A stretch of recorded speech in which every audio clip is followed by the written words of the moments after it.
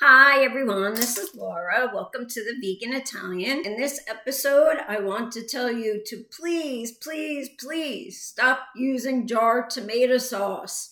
It is not hard to make homemade sauce. We can make this including prep time in about 40 minutes.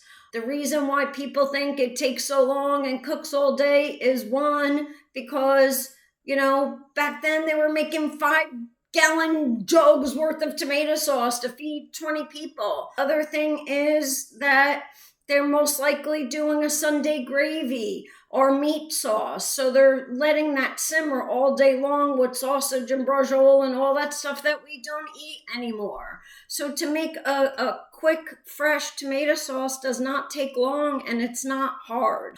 And the ingredients are pretty limited. I have some fresh herbs here: basil, parsley, oregano. Dry is fine.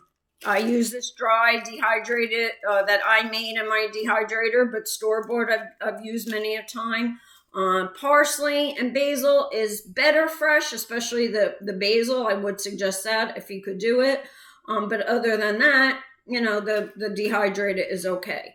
I have about 5 or 6 cloves of fresh garlic. Please don't use jarred garlic. I do buy already peeled fresh garlic, but the ones with the jar that are minced, even if they're preserved in olive oil, they usually also have citric acid, and that changes the flavor of it.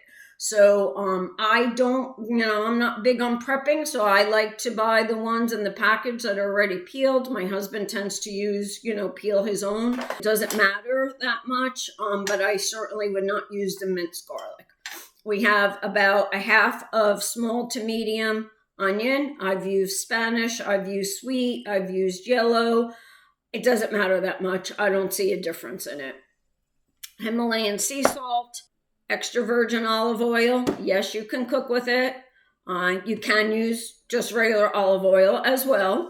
And we're making 2 cans today using San Marzano. I like this La Fede. It's not always readily available. I don't see it on Amazon. It is my favorite, but if you don't have this, I've also used Cento plenty of times. Costco has it in a 3-pack. It's available on Amazon. It's readily available. You can use plums as well. San Marzano, you'll see that the Cento is certified as authentic San Marzano. And on the La Fede, it says DOP. The short for, I'm not sure what the term is in Italian, but it's basically saying it's certified of the country of origin. So it's, certified San Marzano. The one good thing about the Cento is they have these little tab tops now, which I like.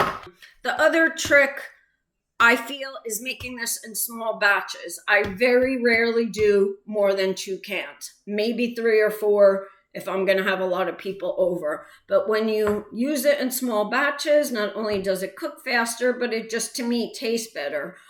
You can also use fresh San Marzanos or plums if you have them in your garden. Plums you can also buy in the store, farmer's market. You could blanch the skin off. We have a separate video on that, and there's tons of other videos how to just blanch them and peel the skin off.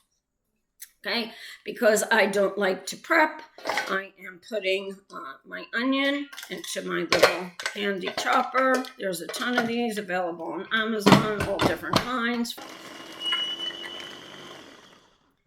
And I am going to put it into a pan with olive oil that I have cooking here. Don't hear that sizzling.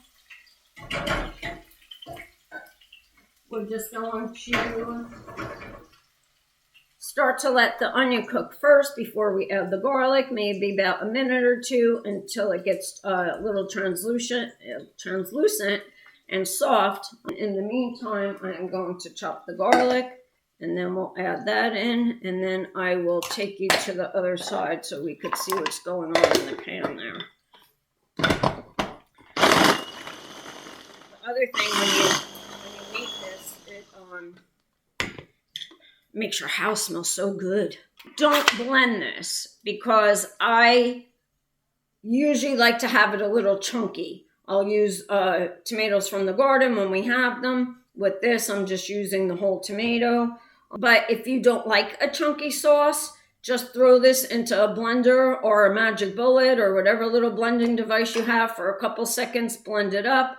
And when we put the whole tomatoes in, you're just going to be putting the liquid in. Okay, I'm a one-man show here, so I'm just going to put you on hold and bring it over to the stove. Okay, so now we are at our stove. For this kind, I like to use like a little deep type of frying pan, not so much a sauce pot, although if I'm making a lot, I'll use a sauce pot. So you'll see this is just starting to brown. We don't really want it to get too brown and burn, so we are going to put the tomatoes into this nice garlic and onion. I did add some Himalayan sea salt as well.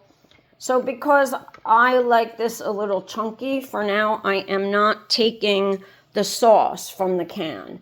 I'm just kind of taking out the whole tomatoes. And again, if you were using fresh tomatoes for this, then you would have already blanched them and peeled them, and then you could pick up at the same spot.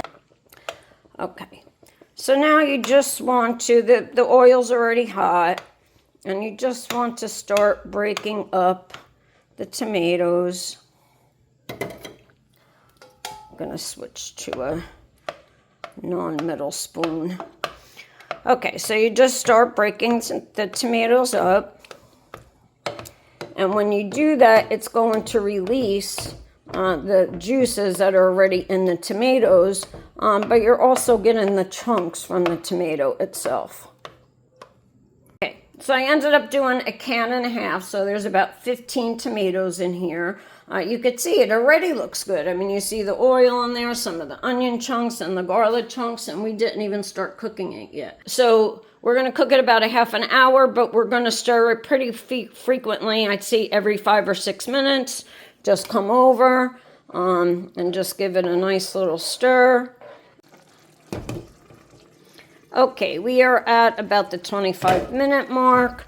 You'll see the sauce is starting to cook down. You see the nice olive oil in there, starting to get some of that on the side, which is just all part of the cooking process. And I am now going to throw in that fresh parsley and basil and just a little oregano. I don't like to use a lot of oregano in this type of sauce, especially if it's fresh. Because it's definitely a lot stronger. For me, the basil is the star of this.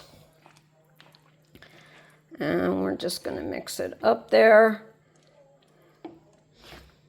And we are going to put the lid halfway back on again. Well, 3/4 back on, and check back in about 5 minutes. Okay, so we let the sauce cook with the herbs for another 10 minutes. So we are at total 35-minute cooking time. That's it. And we are left with this scrumptious, fresh tomato sauce with these fresh herbs and garlic and extra virgin olive oil.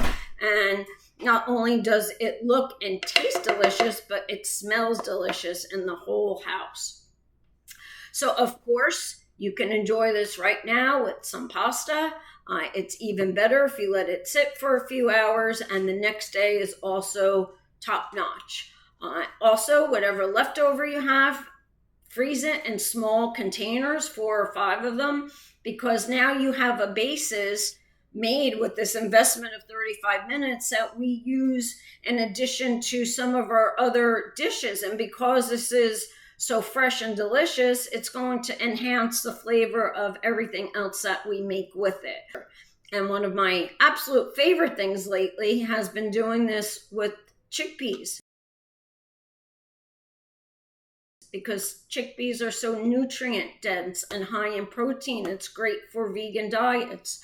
So that video will be out in a day or two, and we are also working on a garden series that I'm really excited about. Stuff will be coming soon, so please be sure to like, subscribe, and hit notify so that when that garden series comes out, you know it's there.